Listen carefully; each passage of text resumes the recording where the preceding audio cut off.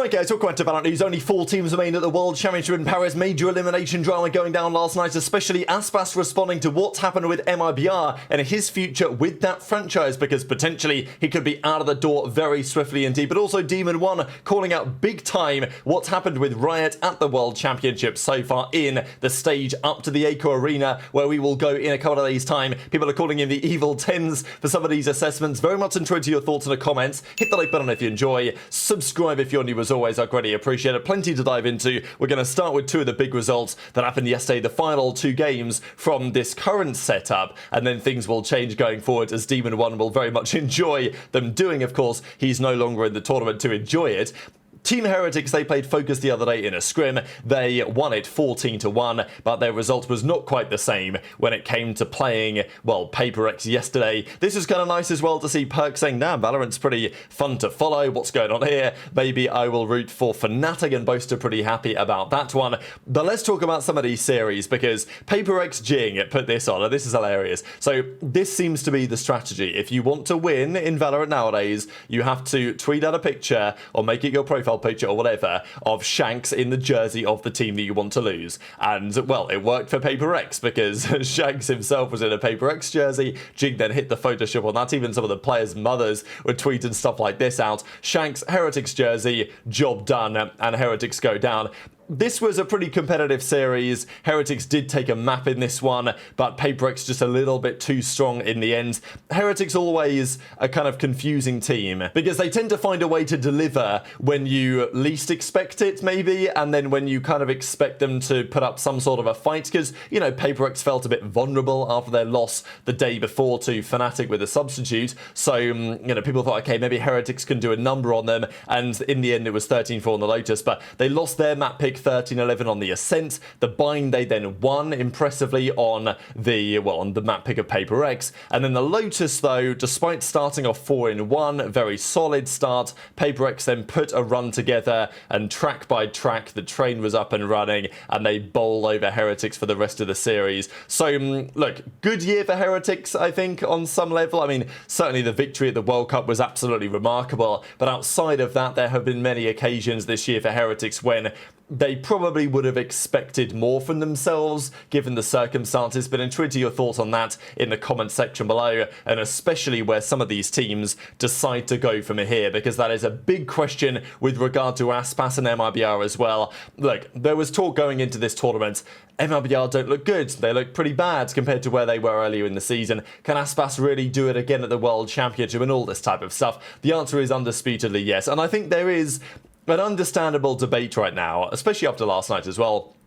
Who is the go-to Valorant, right? And that debate is, I think, relatively clear-cut between a couple of key candidates. Some will say, and I can see the logic, that it's Chronicle, right? His success across Gambit, across Fnatic, right? And, you know, these other iterations, the results that he's had internationally, the level of play that he has achieved, and also, I think, some questions as to if Chronicle was to go on to win this tournament, if Fnatic would go on to win this tournament, then I think that debate becomes, you know, very, very strong in his favour. But if you're looking at it from the perspective of who just every single series delivers results that are just so remarkable and will always be there when it matters, and delivers just numbers and impact, like, just off the charts, Aspas just has to be the answer, right? And I think it's very clear when you watch his series that whatever MIBR are cooking up, Aspas will always somehow find a way to keep him alive. I mean, this was that scenario. They're in a 3v4. They're down 12-11. Aspas needs to come up with some sort of goods to get them over the line. They look like they've got him trapped in. Aspas turns up, gets 1, gets 2, just single-handedly wins his team the round, takes it to an overtime. You know, we've never seen a player quite like this, I think.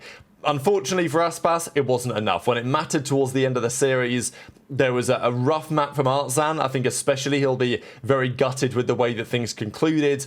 And Flashback gets a nice little ace here. DRX got over the line. So huge credit to DRX, deserving, because you know, I was pretty convinced when Aspas was doing his thing, and when DRX loved getting top 6, I was like, you know what, probably MIBR are going to get this job done. But no, the Sunset, they won after a big 9-3 comeback. We've seen that plenty of times this tournament. They lost the Ascent despite those Aspas heroics, and then the bind was rough. I mean, I think Artzan, especially on this map, the 18-22, like, he had a really rough time on the Ascent, and without that, maybe, you know, maybe they would have won this series right then, right there, and the bind wouldn't even have been necessary, where they eventually lost 13-10. So rough one for MIBR, certainly in the manner in which they lost.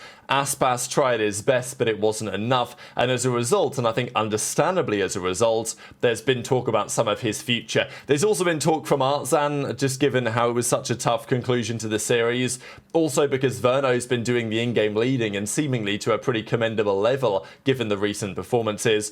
But as he says, Art, I hope that everyone blames me. I threw the game today and I got my team kicked out of Champions. So, yeah, hopefully he, you know, can recover and feel better, because it's obviously tough to hear these type of words from a player, but also understandably there will be questions as to whether, you know, Artzan, Zen, among others, they could consider some changes, because, you know, there was this tweet here from Lionsblade: if MIBR make the obvious roster moves, they should be a top 3 team. Keep Aspas, presumably keep Cortesia, keep Verno, run it up from there, potentially could consider what options they take. But is Aspas even going to be there? That is a good question, because he was asked a question last night after everything concluded, and some were saying this was kind of a controversial question or like bad journalism. In my opinion, this is perfectly good journalism. As a journalist, you're meant to ask hard-hitting questions, and it's pretty common for players after their season is done to be immediately asked questions on their contract status. So Aspas was asked a question on what's his contract looking like, basically, how does it look for next year, and Aspas simply says, which is perfectly within his rights to do so, to say, look, I would prefer not to discuss that at this time. So he just said one word, pretty much, and moved on, which is also well within his rights, but it is nonetheless interesting, because Aspas is not saying, oh yes, well, MIBR is my home, I'm definitely staying. He's like, well, yeah, I'm not going to talk about that right now. So I think it's definitely a consideration for Aspas or for MIBR that partnership might not last all that much longer. What do we got here? Question goes to Aspas. Bom, Aspas, eu imagino que não seja fácil falar depois de uma eliminação dessas, mas eu queria parabenizar primeiramente pela temporada de vocês. O MIBR, com esse resultado, ele encerra a temporada, e a gente sabe que junto com essa temporada encerra também seu contrato pela organização. Eu queria saber se você já consegue projetar esse seu futuro, ou ainda é cedo para afirmar se essa foi a última vez que a gente viu jogando pelo MIBR. Vou pular essa questão. One word answer? Obrigada. Julia. What the fuck? Julia asked, made a comment on how it's not easy talking about the game, you know, talking about anything after a game like this. We still gave them congrats on the run, and asked the commentary on the end of the year and the end of, you know, possible end of the contract. Aspas had no comment? Aspas prefer not to talk about it. Chat, that stage was awful. The worst stage I have ever played on in my entire life. Awful ass fucking stage. I don't even know how Aspas dropped 80 kills just earlier. Shit was fucking terrible, bro. Jesus Christ. Bro, imagine you're playing on your phone. Imagine you're sliding through and the applications are opening on your phone. That's what you're playing on. That's the monitors they gave us there. Those are the worst monitors I've ever played on. The computer is fine. We're not dropping FPS. Here and there, it's just VALORANT. Nothing you can do about it. No, oh my god. You might as well be playing on 60 hertz, bro. There is so much ghosting on it. Screen tearing. Freezing. It's so slow. But no, that stage was so fucking mid, bro. Like what? That's what you bring out for champs? A fucking we played in a fucking basement, bro. There's like 10 stools on the stage. It's gated off with a gate. Nothing fancy. There's a floor, a basement, a gate, and a couple fucking stools that are $5. What the fuck do you bring for champs? Have you seen the VCT China Grand Final? That's a regional final. This is international champions tournament of the year you've been saving for your entire year.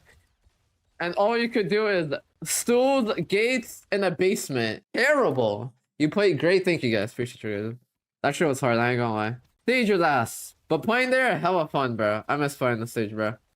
It's been like 6 months. Valid Crusher? Oh no. When we all walked in and I was talking to like GC, all those teams, bro, that stage was some fucking ass, bro. Back to America, trust me. I'll be staying in the Americas, bro. I will be staying in my region, bro. I am not going anywhere. How are the comps? Obviously language barrier, what do you expect? I just wanted to play on the stage, bro. I couldn't give a fuck about anything else. I knew when I signed up, I wanted to play on the stage. It was fun with the guys, obviously. They're honestly hella cool, bro. Despite the language barrier, it was a hella fun experience. But comms were obviously, I already knew it was gonna be a language barrier. When you get a chance to play at champs, you don't just pass on it. Shit, it could have been to play for Initiator, I would have still played. Are you focusing on Sentinel controller? Boy, I can play any fucking role. I ain't gotta practice shit. Shit ain't that difficult. Yo, smoke Heaven? Alright, smoking? Yo, can you smoking around me? Yeah, smoking? Ready? Blind? 3, 2, 1, blind. Let's go.